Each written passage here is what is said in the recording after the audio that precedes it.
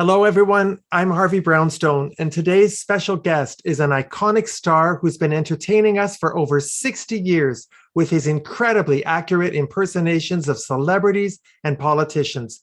He's dazzled us with his uncanny ability to channel everyone from Jimmy Stewart and John Wayne to Cary Grant, Jack Nicholson, Truman Capote, Arnold Schwarzenegger, Clint Eastwood, and dozens more. Even Dr. Ruth, Carol Channing, Julia Child, and Kermit the Frog. Perfected the voices of every US president since President Kennedy, and last year he got rave reviews for his astounding portrayal on the New York stage of Richard Nixon in George Bugatti's brilliant play, Trial on the Potomac, The Impeachment of Richard Nixon. Our guest has appeared on hundreds of TV shows, including Jackie Gleason, Dean Martin, Carol Burnett, Laugh-In, The Lucy Show, The Tonight Show, Hollywood Squares, and dozens more. He's recorded 9 comedy albums. He had his own TV variety show and was the star of Copycats. And he starred in 3 HBO specials. And who can ever forget the Emmy Award-winning special, Rich Little's Christmas Carol, which was a tour de force one-man show with our guest portraying W.C. Fields as Scrooge, Humphrey Bogart as one of the ghosts, and Paul Lynde as Bob Cratchit. This year, he released a newly updated version of his fabulous book entitled Rich Little, People I've Known and Been, with all proceeds going to benefit veterans through the Gary Sinise Foundation. He's won too many awards to mention, and he's the only celebrity to have a star on the Hollywood Walk of Fame, the Palm Springs Walk of Fame, the Las Vegas Walk of Fame, and the Canadian Walk of Fame in Toronto.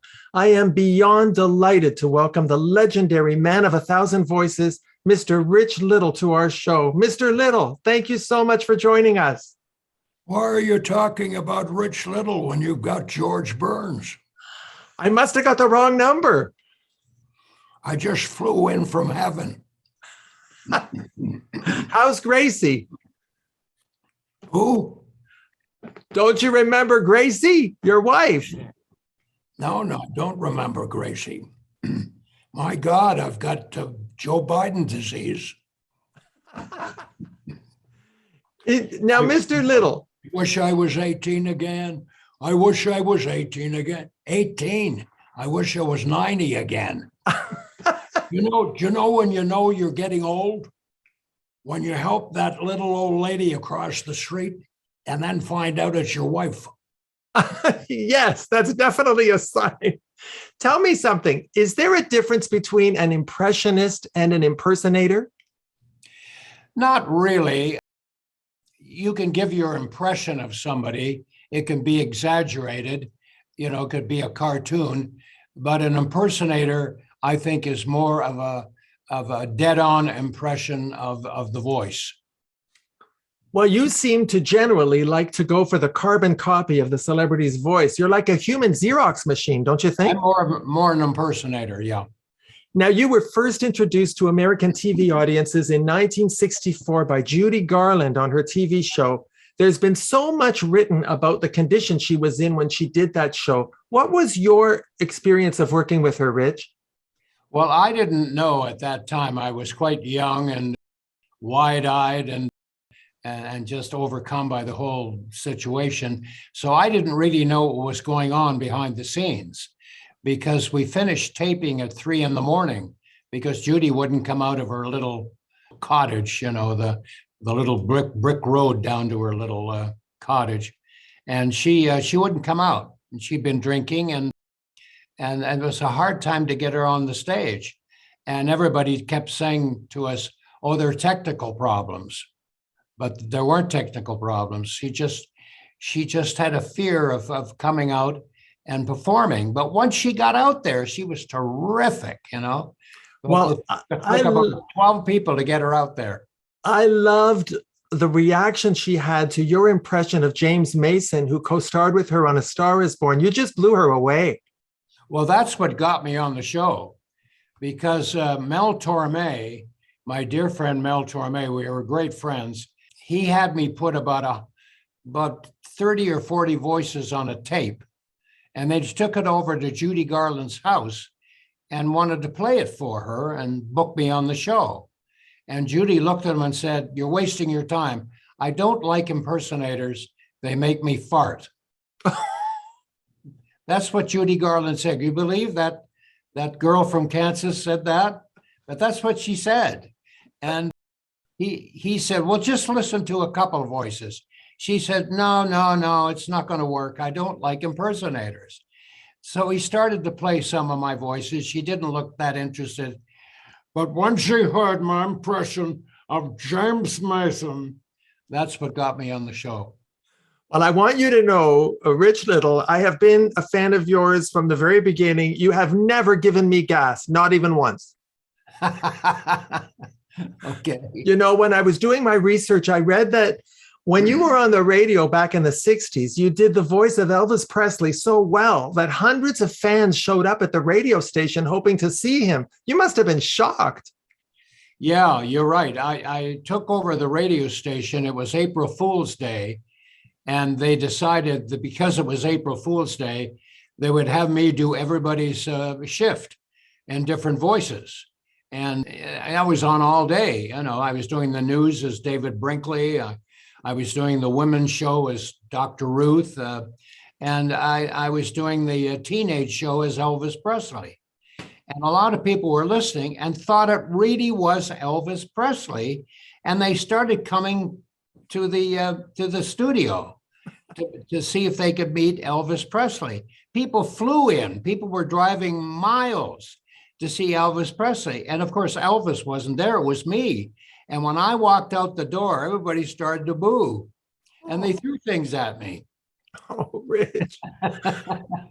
I read somewhere that it took you 7 years to perfect the voice of Frank Sinatra. But on the other hand, you got the voice of Dr. Phil in only a few minutes. Why do some voices take you longer than others to perfect?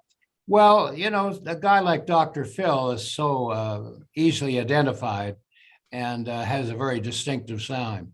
You know, I know that you know that I know. And if you knew that, then we both would know if we knew it all, when we knew it, if we knew it at all. It's just amazing. Was there ever a celebrity whose voice you just couldn't master? Yeah, Lonnie Anderson. Oh. You probably never got high enough. Lonnie Anderson, I wouldn't have many lonely nights, would I? I'd end up jumping myself.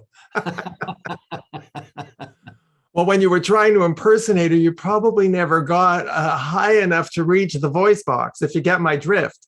Well, I do a few female voices. I do Katharine Hepburn from On Golden Pond.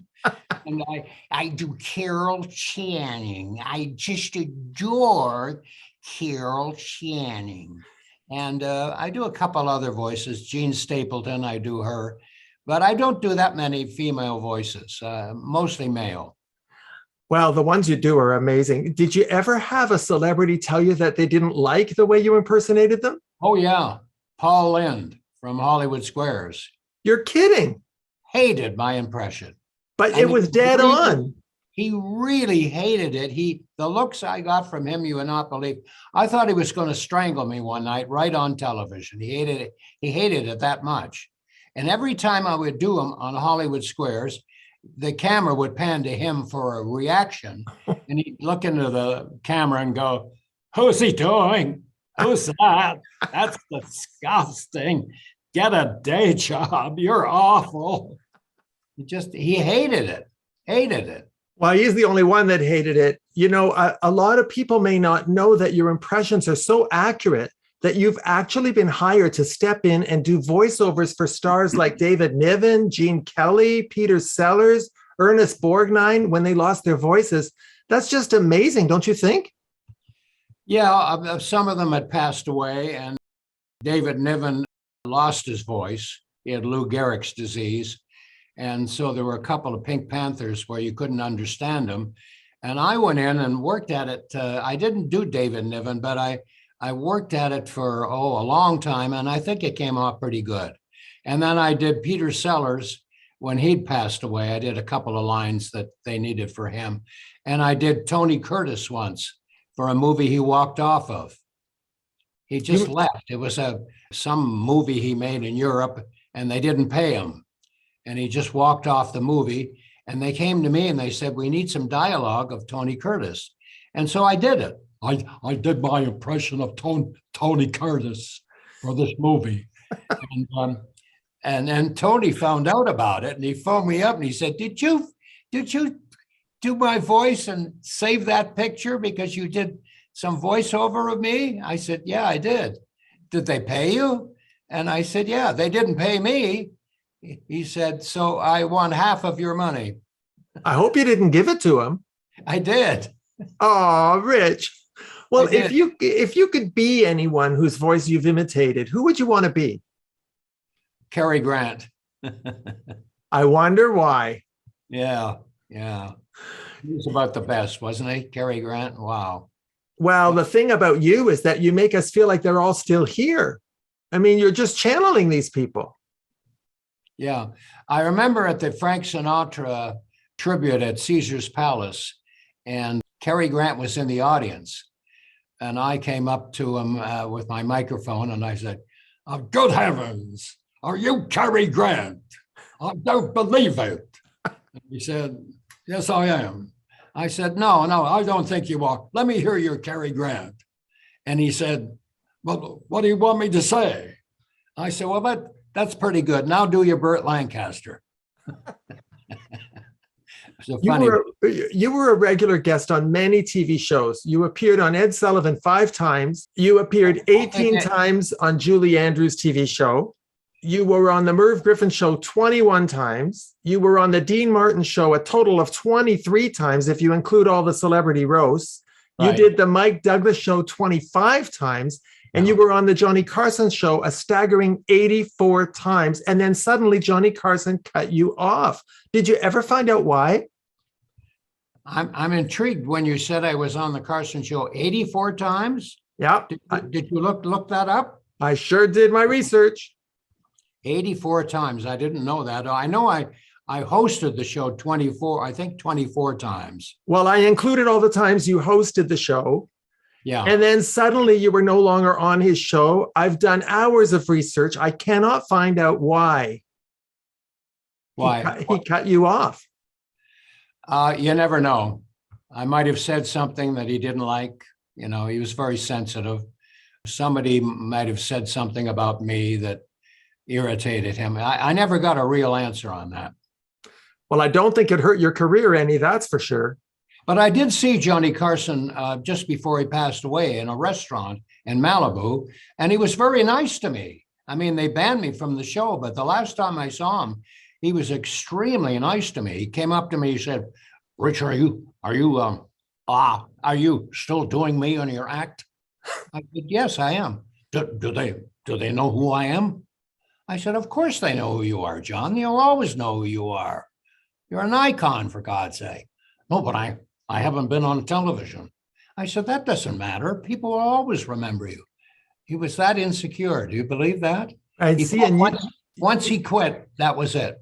You made him feel so good. And of all the presidents you've met and whose voices you've done, was Ronald Reagan one of your favorites? I know that you performed at both of his inaugurations. Yeah, I loved Ronald Reagan. He was wonderful. Great sense of humor. I always had to tell him a joke. Every time I saw him, he'd say, I want to hear a joke. And then he'd write it down. And one time he did an impression of Truman Capote for me.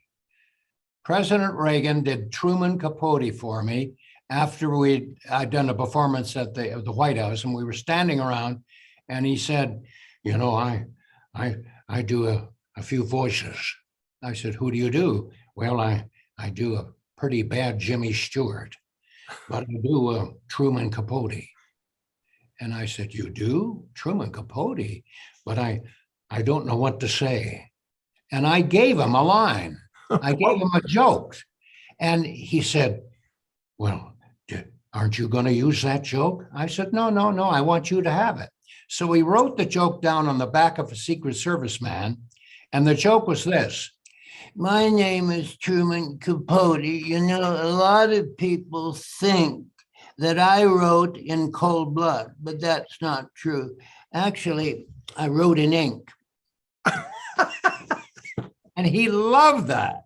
Oh, that's a great He wrote one. that down on the back of a Secret Serviceman. He put it in his pocket. And you know what he said to me? I'm going to try that out on Gorbachev. Oh, I understand that President Reagan told you that you could do him better than he could. Yes, he said, you know, Rich, you do me so good that I was thinking when I pass away, I think they should bury you. Oh. You've been impersonating Richard Nixon since the 60s, and you blew everyone away in New York last year when you portrayed him on the stage. The critics said that you found a way to make him sympathetic, which could not have been very easy to do. I saw some film clips from that show, Rich, and it's clear that you're not simply an impressionist. You're an incredibly gifted actor. Do you see yourself as an actor? Well, I started out as an actor. You know, when I was a teenager, I did a lot of plays and then got into doing impersonations later. But I really, at the beginning, wanted to be an actor. And I, as I said, I did a lot of plays. And so when I went back to Broadway last summer, it was like old home week. I was just delighted to be doing something dramatic. But the biggest compliment I got in doing that play was Tricia Nixon came up to me when the show was over and said, Mr. Little, you were my dad. That's what she said. You were you cannot get a better compliment than that. Yeah, I was thrilled with that. That was very nice of her. She didn't want to go and see the show at first. And her husband talked her into it because she said, I'll be too emotional if I see it. But she finally did come and she loved the play, just loved it, because we put Richard Nixon in a better light, you know. And when you think back about Watergate, you know, with what's going on today, Watergate was not a big deal, really. Boy, is that ever If Watergate true? came along today, that would be swept under the carpet in 20 minutes. That would be a nothing story. You know, it's true when you look back somehow through the passage of time and in the context of what we lived through, you're 100% right. I'm wondering, did you ever do Richard Nixon in front of him? Yes. Yes, I did. I was invited to a party at San Clemente early in my career, and all of Hollywood was there. It's interesting. This was in the 60s, and most of Hollywood were conservatives. You know, they weren't liberals back then. They only became liberals later on, I guess, after the Vietnam War. But back at that time, everybody in Hollywood was there. My whole act was there. And and I ended up doing my impression of Nixon in front of him, and he didn't know who I was doing. You're kidding. No, everybody else was gagging and trying not to laugh because Nixon wasn't laughing. And he looked at me and he turned to his wife, Pat, and he said, "Why is this young man speaking in this strange voice?" He had no sense of humor, that man. No, he had, you know what? He didn't have any sense of humor. This was a man who wore the same black suit every day of his life and never took the hanger out of it. In 2003, you wrote and performed a one-man play about your dear friend Jimmy Stewart, which got rave reviews all over the country. I want to know if the play was ever filmed so that we can all see it. It was filmed, but I don't know where it is, but it must be in my files somewhere. But we had plans to take it to Broadway. That was the objective, but it never happened. It never happened.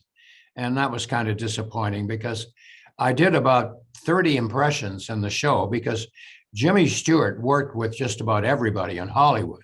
So I, you know, because he worked with so many people like Henry Fonda and John Wayne, and oh my gosh, there were so many. And it gave me a chance to do a lot of other voices other than Jimmy. And I think it was a pretty good show. It was very touching and very sad at the end when he goes up to heaven, but it just somehow just didn't click it, and it didn't click, and it didn't go to Broadway. Very sad. That's really a shame. I want to tell you that I absolutely loved your book because it's full of so many fascinating details about the famous people you've known and impersonated. And what I didn't know about you is that you're a tremendously gifted sketch artist. You've drawn over 100 portraits of all the celebrities and politicians you've imitated.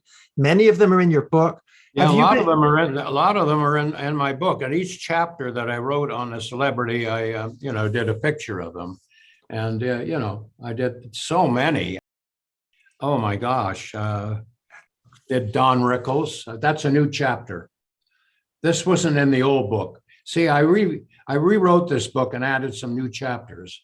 And one of the new chapters was on Don Rickles, who I adored. I thought Don Rickles was the funniest man I've ever known in my life. Oh, he really was. Have you been sketching since you were a kid? Yeah, I was sketching before I did impressions.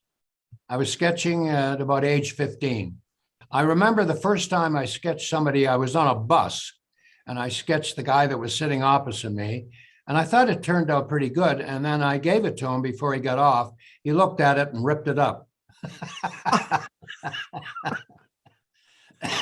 Now, this new book. I don't think you're going to be an artist, Rich.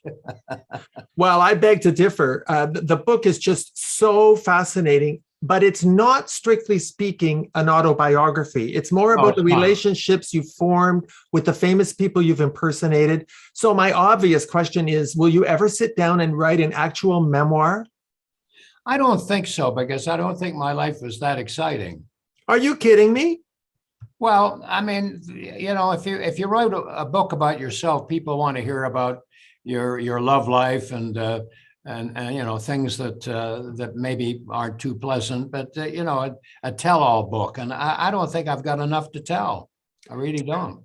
I don't think you have to focus on your personal life, but you have met and worked with pretty much everybody in Hollywood. You are incredibly beloved. And I hope you reconsider. I just think it would be a fascinating piece of Hollywood history because you have so many stories. And one day, 30, 40 years from now, when you're gone, those stories will go with you. Yeah. And I suppose people will read that book 30 years from now and wonder who all these people are. It's interesting. I've got a picture, a great picture in my home of the Frank Sinatra, Dean Martin roast.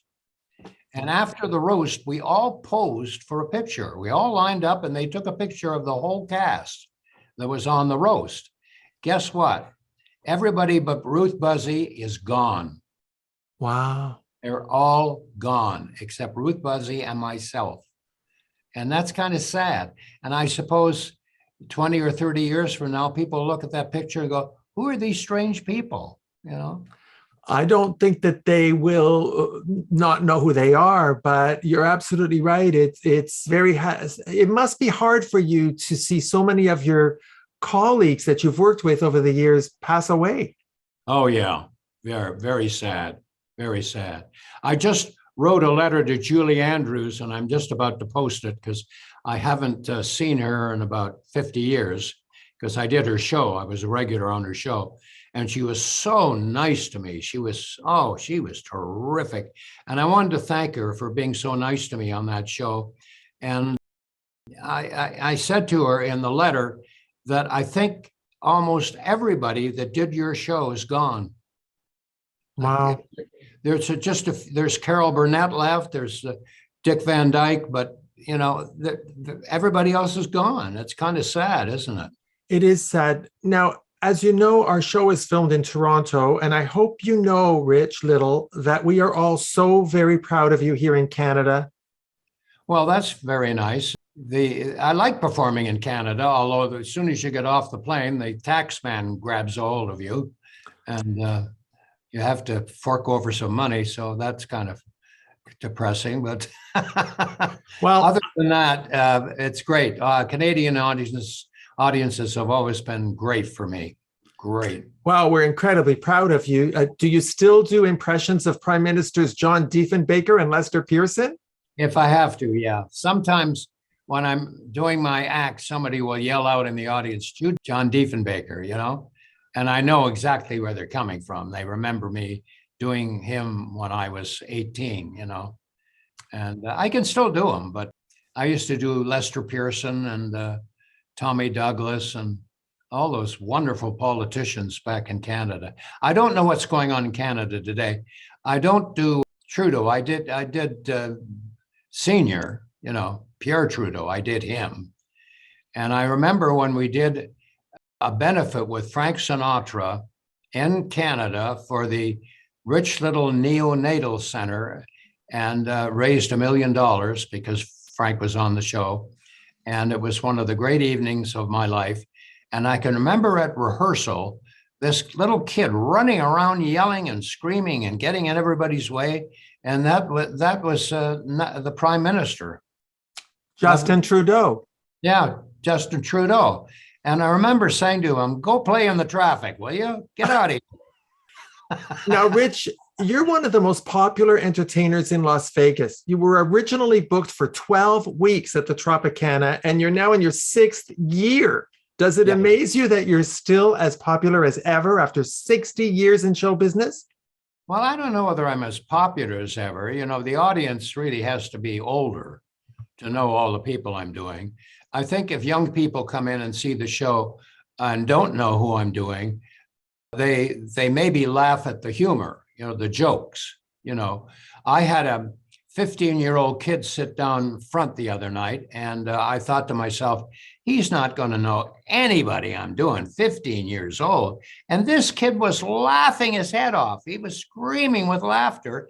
So I beckoned him over when the show was over, and I said, you seem to enjoy my show. He said, Mr. Little, I thought you were hysterical, but I was confused. I said, what were you confused about? He said, I just kept wondering why you kept changing your voice. Well, you are really funny. I mean, it's not just that you do these impersonations. You have to be funny on top of it. You've got to come up with funny things to say. Yeah. It's not enough to just do the impression. Then you got to have something to say. And usually it's got to be a joke. When I first started doing impressions when I was a teenager, as soon as I do the voice, people would clap and react. So I didn't need material. But after they'd heard me do it a number of times, then they wanted to know what I'm saying. And that's when I realized I got to be a comedian. And I'm not a comedian, I'm an impersonator. But you have to be a comedian because you have to say something funny. So did you have writers to help you, or did you come up with all those lines yourself? Yeah, I all the television shows that I did, there were writers on the show. Like if you did the Dean Martin roast, the writers would write a routine for you. I would take it and look at it and think, that's funny. I don't like that. No, that's corny. And I would kind of rewrite it. So it ended up half mine and half theirs, But a lot of actors who did the Dean Martin roast, who weren't comedians, they struggled because they didn't have the timing, A lot of big names who just didn't go over very well. And then they had to sweeten it, They had to show pictures of people laughing at them from other shows. I remember that. I distinctly remember seeing a lot of laugh shots when some of the actors didn't know how to deliver a joke. That's right. That's exactly right. And the other thing about the Dean Martin roast is there were a number of people on the roast that weren't there.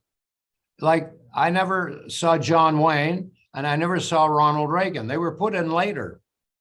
They were put in, if we did the show in Vegas, John Wayne and Ronald Reagan would be put in later in Hollywood. And they make it look like he was on the dais. And it looks pretty good too. You don't know it. Okay, so now do you get why I say you should write a book? Because look at all the stories you've got of things that we would never have known. Yeah, I guess I could. Yeah, I don't know. Well, I have only one question left, Mr. Rich Little, who I adore. When you think of where you came from back in Ottawa, imitating your teachers at school as a kid, and then doing impressions of the big stars to get the girls to go out on dates with you, and you look at everything you've achieved, have you had the career that you envisioned for yourself all those years ago when you started out?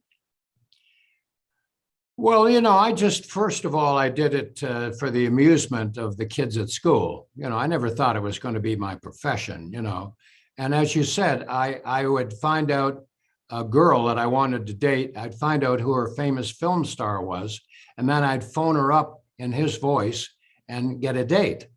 If she liked Cary Grant, I would phone her up as Cary Grant. If she liked John Wayne, I'd phone her up as John Wayne. But this backfired on me one day when this very pretty girl, and I wanted to date her, and I phoned her up and I said, "Who's your favorite film star?" And she said, "Lassie."